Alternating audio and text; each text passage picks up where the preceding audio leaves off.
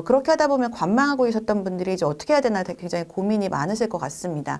근데 원래는 이제 내년 정도 되면은 금융규제가 다시 풀리면서 그때 다시 시장을 좀 보자 이런 분위기가 좀 대세였는데 좀 더 신중하게 지켜보실 필요가 있을 것 같습니다. 만약에 정권이 바뀐다라고 한다면 또 지금의 정권이 아니라 다른 당이 정책을 이제 펼치게 된다면 우리가 그 정책들을 너무나 뭐 지금 근접하게 겪었기 때문에 거기에 대한 예상이 되게 좀 가능할 수 있고 특히나 지금처럼 정보 공개가 많이 되고 있는 시기고 또 젊은 세대들이 부동산 시장에 굉장히 많이 뛰어들고 있잖아요. 근데 그런 분들은 워낙에 많은 다량의 정보를 가지고 분석하고 또 정보를 확산하는 걸 굉장히 빠르게 하고 있기 때문에 정권이 바뀌게 되면은 아마도 거래가 좀 늘어나면서 오히려 양극화가 심화될 가능성이 높아 보입니다. 왜냐하면 이제 젊은 세대들이나 이렇게 부동산에 대한 지식이나 통계 같은 것들을 보면서 시장 참여를 하시는 분들의 특성상 다수가 좋아하는 것들에 좀 수요가 쏠릴 가능성이 있거든요.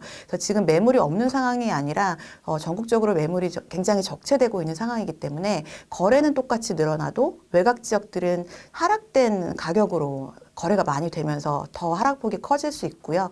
또 일부 지역들은 가격이 더 상승할 수 있는 여지가 있는 게 매물도 워낙 희소하고 갖고 계신 분들도 그렇게 대출 비중이 높지가 않습니다. 예전에 사셨으면 매입 가격이 낮으실 테고 비쌀 때 사셨으면은 그때는 15억 초과는 아예 주택담보대출이 안 됐기 때문에 담보대출도 굉장히 적은 편이어서 저가 매물이 굉장히 적은 상황이거든요. 그리고 최근처럼 또 코인 시장이 굉장히 좋아지면은 그 이후에 부동산 가격 오른다라는 얘기들이 있습니다. 근데 그게 100% 논리적이라고 볼 수는 없지만 저도 상담을 하는 경험상 젊은 분들이 주택을 사시고 정말 많이 코인 같은 것도 주식 같은 것들로 돈을 많이 버시면 일부를 안전 자산 쪽으로 주택을 매입하시는데 그게 최근에 많이 이슈가 되고 있는 소위 뭐 트로피 주택 같은 강남의 가장 신축 이런 데들을 최고가 금액으로 매입을 하는 경우들이 있거든요. 근데 그게 거래 건수가 한 건이라 하더라도 호가로 또 이렇게 잡힐 가능성이 있기 때문에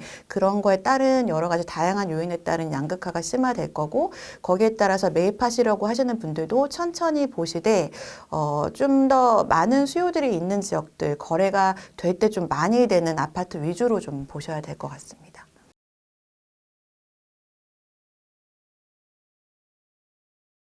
네, 이게 수치를 보면요. 입주 예정 물량이라는 그 데이터는 그냥 팩트고 이게 변경될 수가 없는 거잖아요.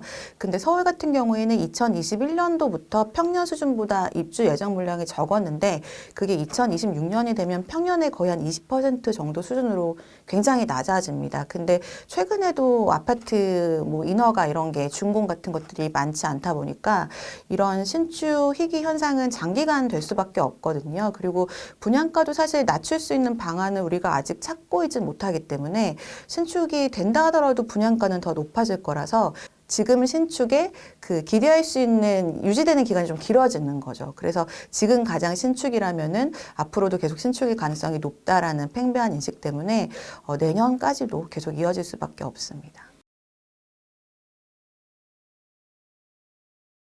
지역에 따라 좀 다를 수는 있을 것 같아요. 왜냐하면은 그 지방의 아파트 가격을 분석해 보면요.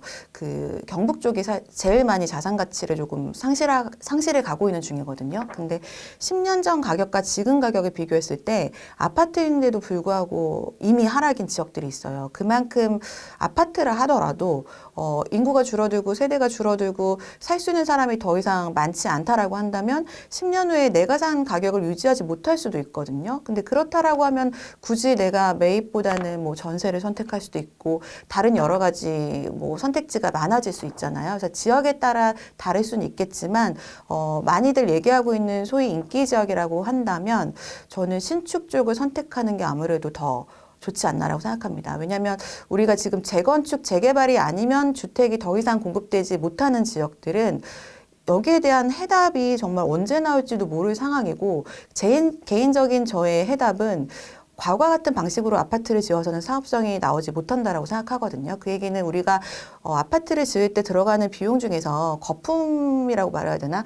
그러니까 좀 아파트 자체만이 아닌 다른 비용으로 나가는 것들이 많잖아요. 예를 들어 최근에 좀 과도한 커뮤니티라던가 공공에 대한 그 들어가는 비용들을 좀 줄이면은 지금보다 분양가를 상당히 많이 줄어들게 만들 수 있거든요. 그래서 그런 방식이어야지만 신축이 가능하지 않을까. 그리고 또는 요즘에 그런 말씀하시는 분들 계시더라고요. 그냥 내 집은 원래 내 돈 주고 짓는 거야. 이렇게 말씀하시는 분들이 계세요. 그래서 재건축이 원래 뭔가 환수받고 짓는 게 아니라 비용을 들여서 지을 수밖에 없는 거다. 그래서 과거와는 달리 뭔가 돈을 받거나 평형을 넓히는 거를 무료로 하는 게 아니라 들어가는 비용만큼을 내면서 할 수밖에 없는 그런 시대가 또 올 수 있거든요. 그래서 그런 거를 감안한다면 지금 분양가가 다소 높다 하더라도 지금이라도 신축을 매입하는 게 뭐 이런 풍부한 커뮤니티나 그런 분양가에 다 포함된 이런 것들을 누리는 거의 마지막 기회라고도 볼 수 있기 때문에 저는 신축을 말씀드리겠습니다.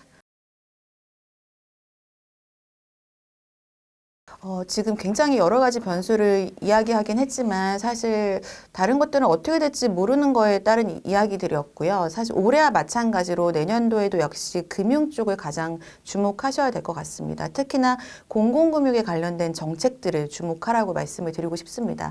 최근에는 DSR이 굉장히 강화되어 있는데 내년도에는 마지막인 3단계까지 강화가 되거든요. 그래서 아무리 사고 싶어도 이제 금리가 대출 금리가 낮아지든 아니면 뭔가 특례보금자리론 같은 걸 통해서 DSR을 무산시켜 버리든 이런 이슈가 있지 않는다면은 내가 버는 소득 안에서 어쨌든 주택을 구입할 수밖에 없는 상황입니다. 그래서 그런 공공금융에 대한 정책이 좀 열렸을 때 주택을 구입할 수밖에 없는 상황이고요.